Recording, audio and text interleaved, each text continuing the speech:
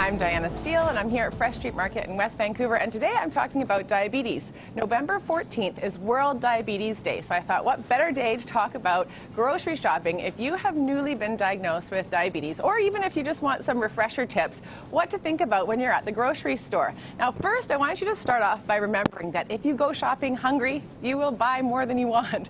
So please eat before you go and take a list and try to stick to your list. If you can shop once a week, then you will limit these sort of extras that come into that grocery cart.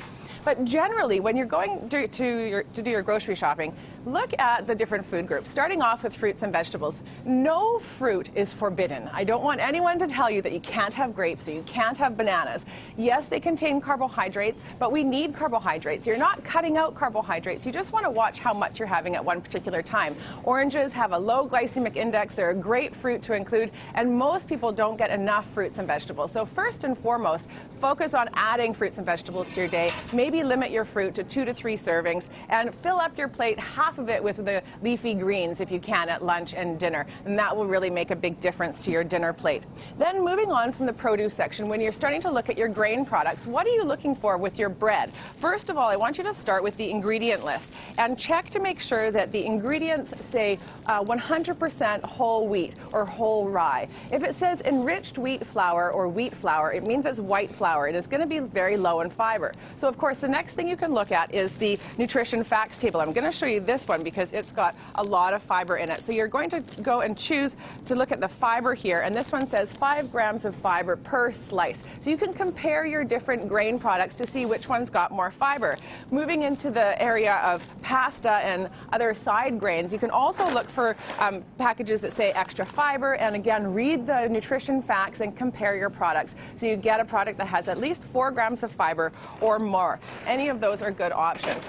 In the dairy section, dairy is a sort of a confusing one because some people will think, well, I can't have yogurt that's sweetened because there's sugar in there. But if you choose a Greek yogurt, you're going to get a little bit more protein. And protein slows the absorption of your carbohydrates. Also, a higher fat yogurt will slow the absorption of your carbohydrates. So you could choose a higher fat Greek yogurt, and then your blood sugars will rise a little bit more gradually. Thing is, there's going to be more calories, and you want to make sure you're maintaining a healthy body weight. So just have a smaller portion of that kind of yogurt, or go for one that's plain, and that way you're not getting the extra sugar, and you can just add your berries to that, or maybe a little bit of jam that has less sugar in it.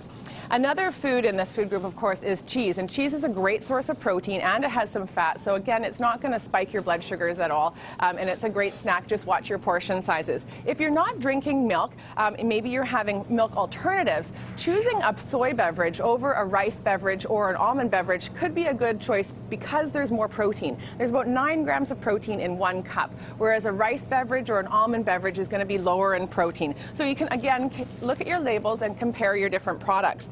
One of the most important food groups in this group for diabetes is getting enough protein. So whether you're having chicken or fish, or choosing a lean cut of beef, or even having peanut butter or nuts and seeds, ensuring that you have some protein at each meal, and sometimes even your snacks, is very important. So don't forget that protein food. Just choose lean. Maybe skip the sort of processed meats that are in the frozen food aisle that have any battering on them, because that's just going to add the carbohydrates.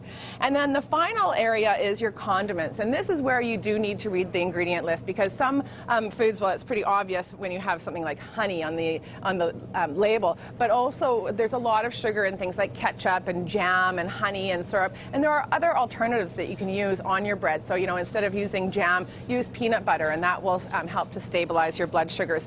Of course, maintaining a healthy body weight, exercising regularly are all recommended as well for diabetes. And if you need more information on diabetes, you can go to www.diabetes.ca.